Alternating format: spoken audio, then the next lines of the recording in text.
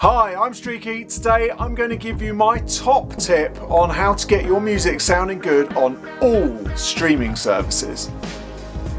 So if you're new to here, I'm Streaky. I'm a mastering engineer, been mastering for about 25 years. I master day in, day out for small independent musicians and also top-end musicians who are signed to major record labels all over the world.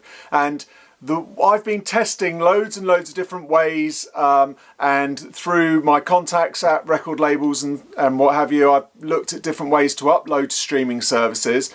And the way I found that things sound the best is when I have them at 44K, 24-bit, and I drop the level by 1 dB. That's how I found they sound the best. Now, people will say, oh yeah, I want it at minus 14 LFU and all that kind of stuff, and then should it be lower for certain ones? And I say no. I say that basically get the sound, it sounds great, you want it to sound good in all environments. Streaming services, by dropping the level by a dB, when they convert the file, it sounds better converting a 24-bit file, and it sounds better having that headroom for them to be able to do their thing and not have any oversampling and stuff like that. It just sounds good. If you've got a dynamic track, it's still going to sound dynamic, even if it's loud, as in -8 RMS, -10 RMS, however loud you want to push it. If a track's smashed, if a mix is smashed, it's always going to sound smashed. So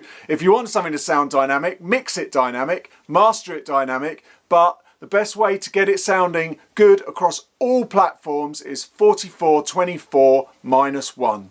So please subscribe to the channel. Please ring the bell or you won't get told when I'm uploading. I upload most days with things about mastering, reviews on Pro Audio, and anything else in between. If you'd like me to master for you, there is a discount code for getting this far in the video below. So thank you, till next time, bye.